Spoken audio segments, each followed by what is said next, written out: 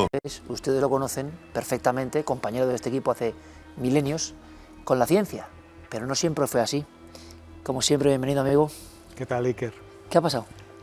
Que me acabo de encontrar con un reportaje mío que has recuperado no sé cómo. Diego Marañón, que es el genio de los genios sobre los genios. Porque Pero mira cómo se ha quedado Nieves. Yo no lo tenía. Tú no lo tenías. Yo no lo tenía. Y esto me lo voy a llevar.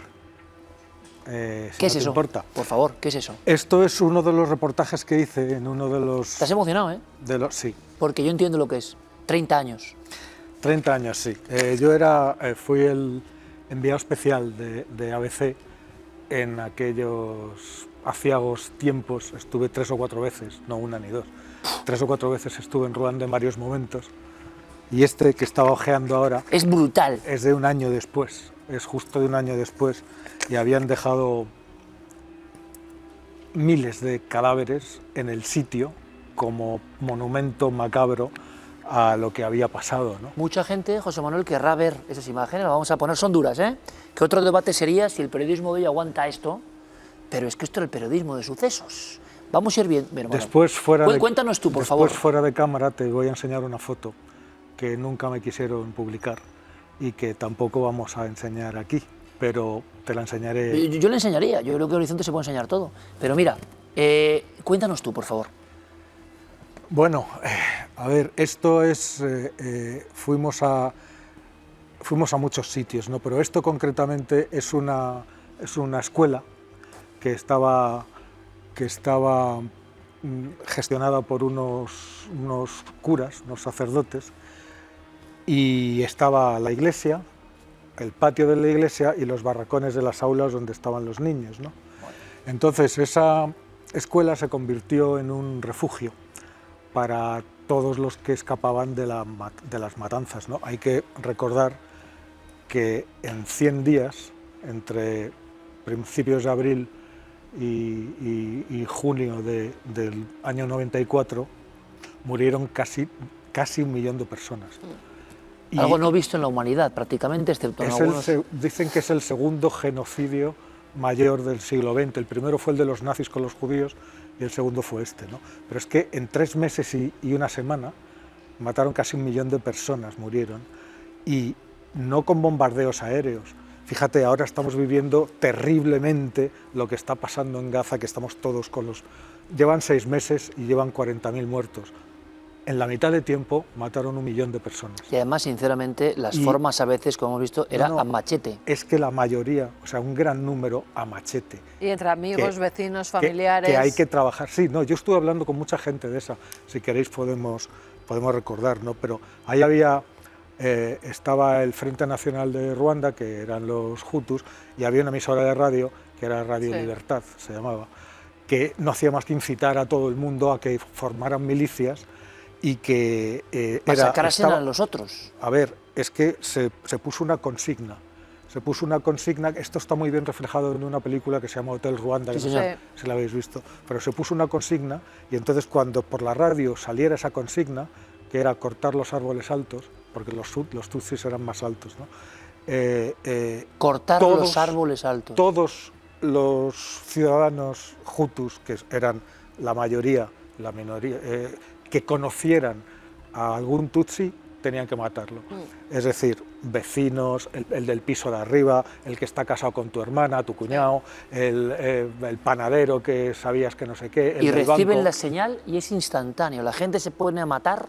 Están hasta los mensajes que se emitían. Se montan unas milicias que ni siquiera la policía y la ONU que estaba ahí, la policía ruandesa, no podía atajar, porque es que a los propios policías les tachaban de colaboracionistas y de traidores, y acababan matando a los propios policías que intentaban detenerlos. ¿Cuál es la imagen, José Manuel? Hemos visto tus reportajes, impresionante. ¿Cuál es la imagen que no te olvidas? Te estaba contando, cuando estábamos en esta misión, ¿no? Se había refugiado la gente, ¿no? Se refugió muchísima gente. Y claro, lo que consiguieron fue acumular un montón de gente, acumular más de 5.000 personas en un sitio donde normalmente no había tanta gente. Claro, entraron ahí a saco. Cuando fuimos nosotros, en el patio no había manera de colocar el pie sin pisar algún hueso de alguien. Eso en el patio. Dentro de la iglesia estaba absolutamente forrada de cadáveres, se ven las imágenes. Y en las aulas estaban los cuerpos de los niños muertos. Había una imagen que me impresionó mucho, es el de debía de ser una maestra, que estaba apoyada con la pizarra caída, apoyada contra la pared, con dos niños, uno de cada brazo, y todos con las cabezas partidas por el... ¿Cómo resiste uno eso, José Manuel? Tú eres periodista, eres enviado especial, cronista de ABC, pero ¿tú te esperabas ver lo que ibas a ver? No, te lo digo sinceramente.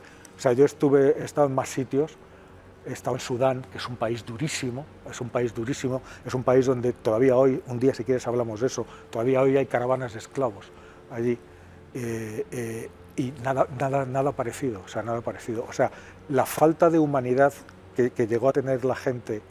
Sin embargo, hay cosas muy enternecedoras también, ¿no? Pero la falta de humanidad que llegó a tener está fuera de toda comprensión,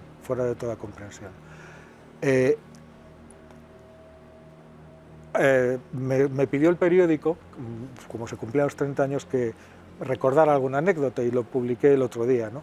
Entonces publiqué 3 de las que más me habían llamado la atención. Hay muchas más, ¿no? Pero una de esas 3 es la de un niño, de 7 o 8 años, que lo tenían en un centro con muchos más niños, todos huérfanos, sobrinos, hijos, nietos de familias masacradas, ¿no? Pero este niño estaba en un grupito de niños, que si había 500 dentro, los tenían a todos como en un descampado, con un cercado, y todo alrededor estaban los dormitorios, ¿no? Era como una especie de asilo para los niños, ¿no? Y tenían una zona que era para los asesinos, para los niños criminales de guerra, y había como 10 o 12. Y yo había oído de uno de ellos que se llamaba Asani, que en el idioma de allí significa rebelde, ¿no? Y este niño tenía 7 u 8 años, y decían que era el mayor de los criminales de guerra que había ahí. ¿Con 7 u 8 años? Con 7 u 8 años este niño había matado a más de 500 personas. Madre mía. ¿Y lo llegaste a ver? Claro. Yo fui a ese sitio, a ese centro, fui para ver a ese niño, ¿no? Porque quería conocer a ese niño. Entonces fui y me encontré con ese niño, efectivamente. Bueno, te preguntarás cómo un niño puede hacer eso. Pues mira, a ver, el genocidio lo hicieron los hutus contra los tutsis, ¿vale? Pero claro, como las fronteras de esos países están hechas así, pues resulta que, en este caso fueron los belgas, esas fronteras no están hechas atendiendo a las necesidades de la población. Sí, es una línea que han puesto. Claro, la han puesto por intereses económicos nuestros, no europeos, ¿no? Y entonces resulta que donde corta un país, pues está cortando una tribu que se queda la mitad en un país y la mitad en otro, pero al mismo tiempo estás juntando 2 etnias que no se pueden ni ver y que habrían debido de estar en países distintos. Es decir, así se montan las que se montan. Lo que te quiero decir, al principio fueron los hutus, mayoría en Ruanda, 80% de la población, los que se fueron a por los tutsis. Pero es que había tutsis en todos los países de alrededor, en Burundi, en el Congo, que entonces era el Congo belga, ahora se llama antes era Zaire, ahora es el Congo belga, en Burundi, en Tanzania, ¿vale? Entonces, cuando vieron lo que habían hecho con sus hermanos tutsis, se reorganizaron, montaron un ejército, entraron a saco en Ruanda y fueron casi peores que los hutus contra ellos. Es decir, eso no se acababa nunca, que fue cuando vimos todas las enormes riadas de refugiados juntarse en Benaco, en Goma, que fueron campos de refugiados los mayores que ha conocido la humanidad. Te dejo aquí, José Manuel, nada, un minuto. Queremos saber de ese niño, ¿no? Sí. Y hablando de niños, yo recuerdo que Carmen contó una historia de Ruanda, de un estudio sobre el trauma traspasado de la madre al feto. Trauma heredado. ¡Guau! Eso es tremendo, pero se ha demostrado en Ruanda. ¿Una madre puede pasar los sentimientos a un ser no nacido todavía? En un minuto.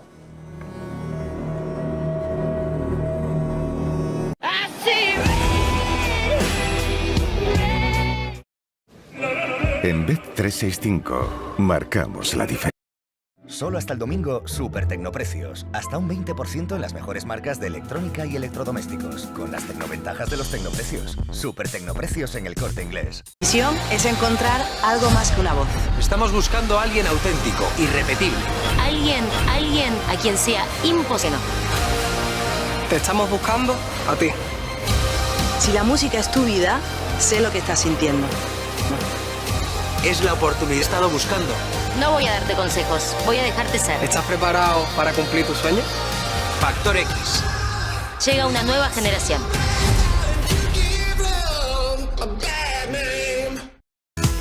Un concurso que es puro espectáculo. 2 equipos formados por 2 anónimos y 2 famosos. Aquí la capitana es ella. Con un objetivo: descubrir el talento oculto de 10 invitados. ¿Adivináis lo que hago? Sábare Cuaco. Su talento no es hablar castellano. Déjate llevar por tu intuición. Marcamos Baila Flamenco. Y gana. 15.000 hasta 74.000 euros. Adivina qué hago. Muy pronto, estreno en Telecinco. Si algo nos gusta en Tiempo al Tiempo es celebrar la naturaleza y la nueva vida. Un parto en directo. Sí, hemos tenido suerte.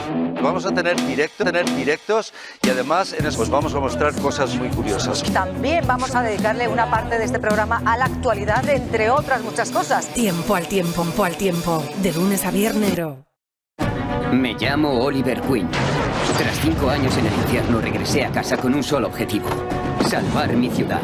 De día, dirijo Star City como alcalde, pero de noche soy otra persona. Soy otro ser. Soy Flecha Verde. Arrow. El domingo, historia de ficción. ¿Y cómo es la historia de esa foto?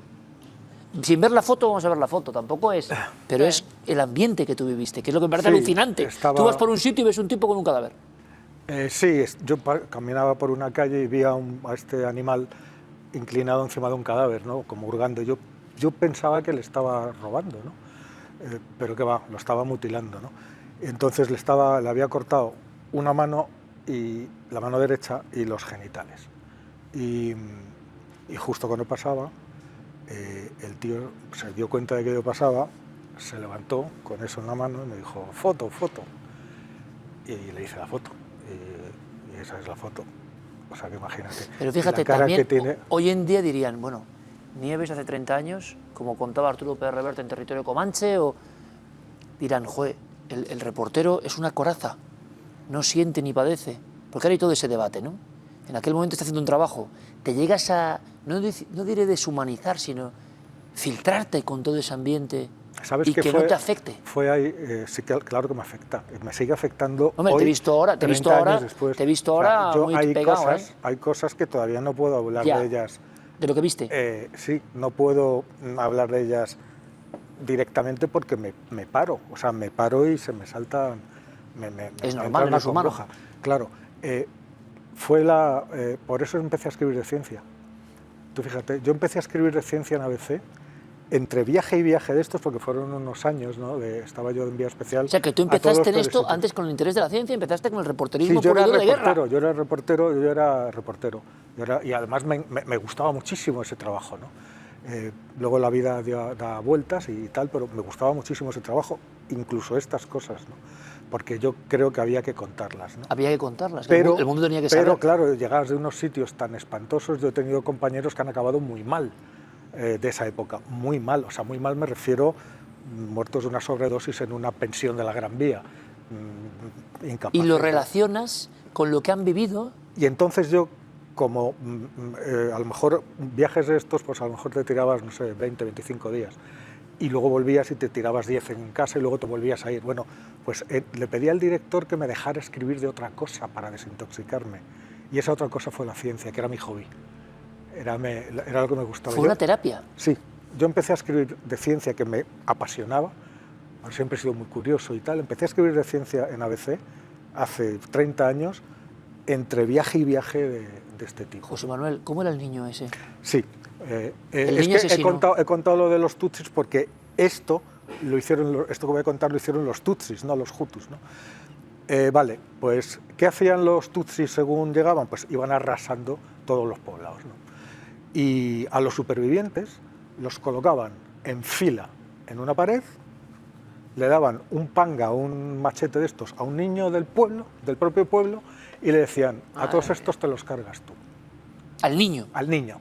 Y entonces el niño, con eso, con el machete en la mano, le amenazaban, claro, que si no te matamos a ti, matamos a tu madre, que luego los mataban igual, ¿no? Y ves a los niños, traca, en fila. Tenemos a nivel industrial. Claro, no, industrial no. O sea, sí, pero hay que decir, como una máquina, como una máquina. Un niño de 7 años matándote a machetazos. A ti, al de al lado, al de al lado, al de al lado, al de al lado. Entonces, claro, yo estaba sentado delante de él y así había matado a más de 500, el pobre. No hablaba, había perdido el habla. Lo tienes ahí, ¿eh? Lo tienes ahí. Te entendemos, José Manuel, te entendemos porque es muy duro. No hablaba y lo has vivido, lo has vivido tú. Y yo le tenía delante y él me miraba, pero no me estaba mirando a mí, miraba como a algún lugar detrás de mí, indeterminado. Es un poco la expresión que hemos visto de ese otro animal, como tú decías, cuya mirada ya no tiene vida. Sí, eso me impresionó muchísimo. Eso ¿Nunca has escrito, por ejemplo, un libro de esto, José Manuel? Igual es muy duro.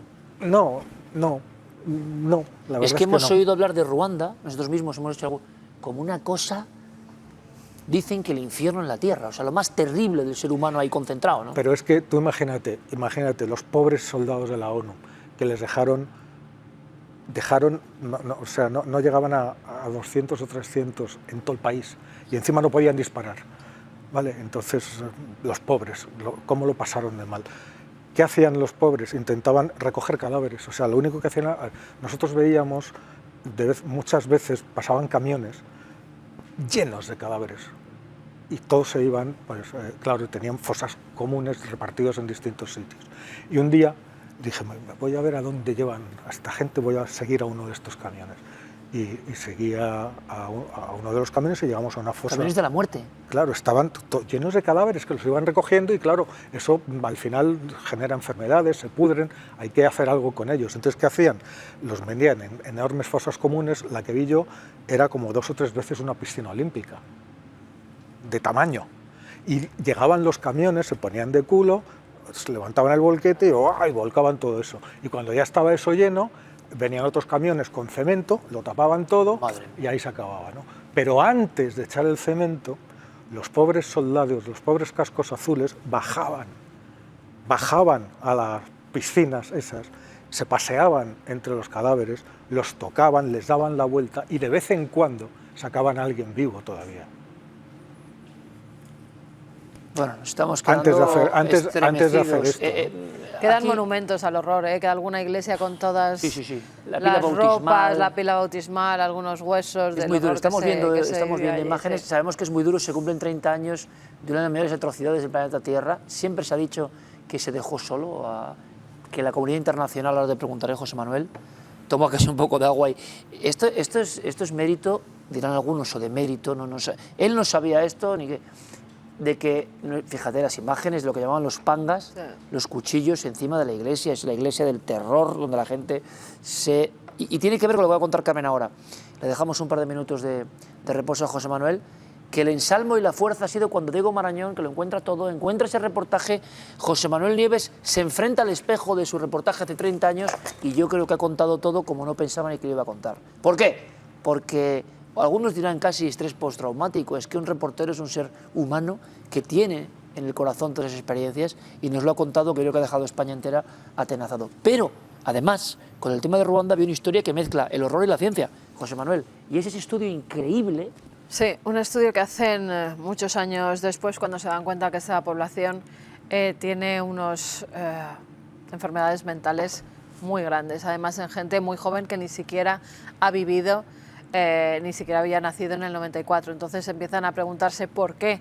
Es un misterio realmente eso. Y se dan cuenta, está publicado todo el estudio científico, epigenómico, hacen una muestra. Ahí tenemos el estudio científico. 59 mujeres, 59 muestras de ADN, es un estudio sobre mujeres de la etnia Tutsi que han sido expuestas a ese genocidio mientras estaban en estado de gestación, mientras estaban embarazadas. Cogen a 33 madres, 20 que han sido expuestas y 13 no expuestas, es decir, que estaban fuera de Ruanda en ese momento. y 26 hijos, 16 de los que han sido expuestos y 10 no expuestos. Y es increíble las diferencias que hay entre unos y otros. Han heredado dentro del vientre materno todos esos traumas, todos esos miedos, incluso físicamente el cerebro de unos y de otros no tiene nada que ver. De los que las madres vivieron ese genocidio, no sabían si iban a ser las siguientes, porque algunas de ellas contaban que sus propios familiares venían con el machete para matarlas, estando en estado de gestación, que vieron como otras mujeres incluso las mataron y sacaron el feto delante de ellas. Todo eso genéticamente se ha transmitido a esos niños que estaban dentro del vientre materno. Tienen estrés postraumático, a pesar de no haber vivido ellos ni haber visto esas imágenes más que en documentales posteriores, en actos de conmemoración, depresiones que no sabían de dónde venían, desórdenes generalizados de ansiedad, desórdenes gastrointestinales. Tú fíjate, todos los que las madres fueron expuestas a esas imágenes tan terribles. Hasta genéticamente han cambiado. Esos seres vivos que estaban dentro del cuerpo humano han cambiado. Dime si no es alucinante, terrorífico también. O sea, es tal el nivel de terror que ha vivido que se ha transmitido intraútero. Sí. ¿Te lo crees totalmente? Porque sí, es que lo había Lo oído. habías oído. ¿Y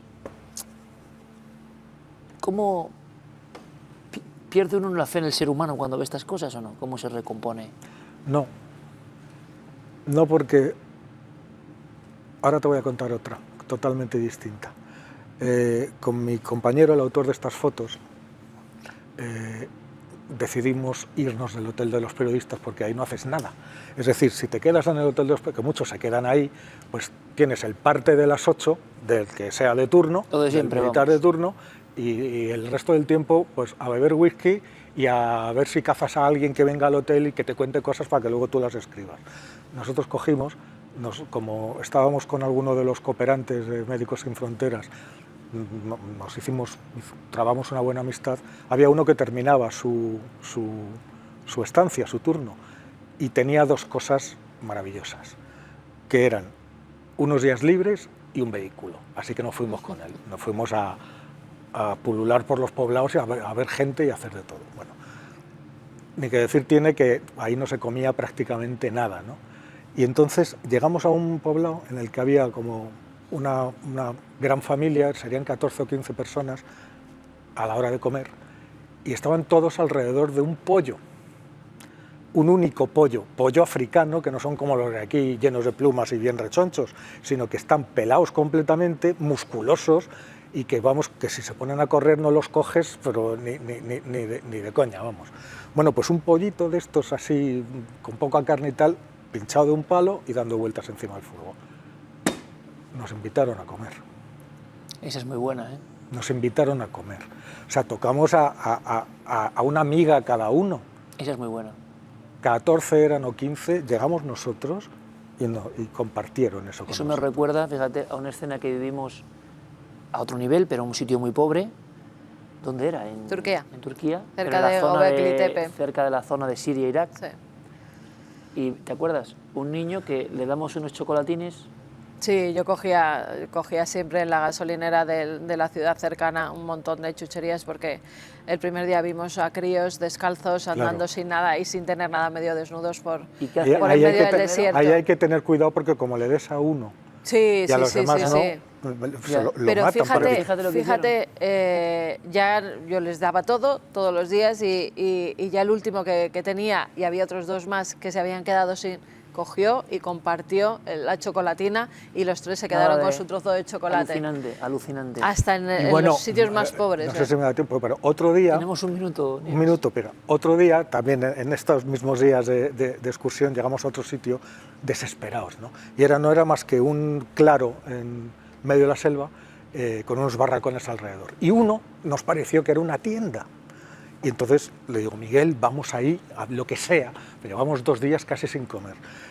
Llegamos y estaba todo desvencijado, destartalado, eran tablones de madera oscura, todo completamente vacío, arrasado.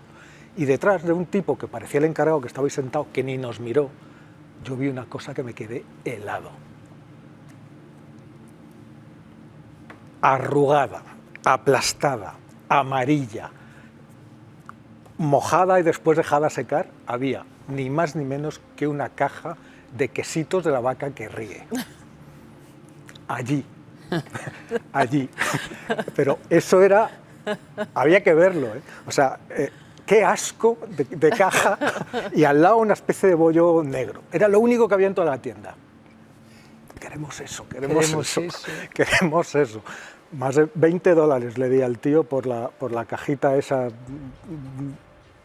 enfermiza. O sea, bueno, no te puedes imaginar. Mira, nos fuimos al coche, no podíamos ni pelar los quesitos de lo aplastados que estaban, ¿no? Asquerosos, ¿no? Pero nos supo a gloria aquello, pero a gloria, ¿eh? Qué bonito reencuentro dentro del terror, ¿no? Pues sí. El reportaje de José Manuel Nieves, que ha demostrado que es un reportero de raza, eso no se pierde nunca, que se ha emocionado mucho y nos ha hecho emocionarnos a todos y que seguro que hay muchas más cosas que contar. Queda todo ahí, ¿no? Pero también es un bálsamo poder contarlo así, José Manuel, sacar todo eso, ¿no? Hace muchos años que te conozco y nunca habíamos hablado Nunca. De esto. Has hecho mal, ya. Porque ahora te voy a preguntar muchas cosas. José Manuel Nieves, el hombre de la ciencia, jugándose el tipo. ¿Pasó peligros? ¿Temió por su vida? Eso igual otro día, José Manuel. ¿Te parece? Muchas gracias, compañero. A ti, maravillosa como crónica, siempre. impresionante. 30 años después Ruanda y no contándoles lo que se cuenta. Otras historias. Brutal, ¿eh? Brutal porque a mí me sobrecoge todo Tremendo. esto. Brutal. Había cosas que no había oído nunca, José Manuel, de lo que has contado en estos más o menos 25 minutos. ¿7 días, cuarto milenio? No, el cuarto milenio... No, cuarto milenio es el menos. domingo. El cuarto milenio es el domingo. Ya no sé. En 7 días creo que aquí otra vez, ¿no? Por si acaso ustedes estén atentos. Algo habrá. Dice, Algo habrá, algo o habrá, no. algo habrá, algo habrá. Un abrazo a todos, gracias.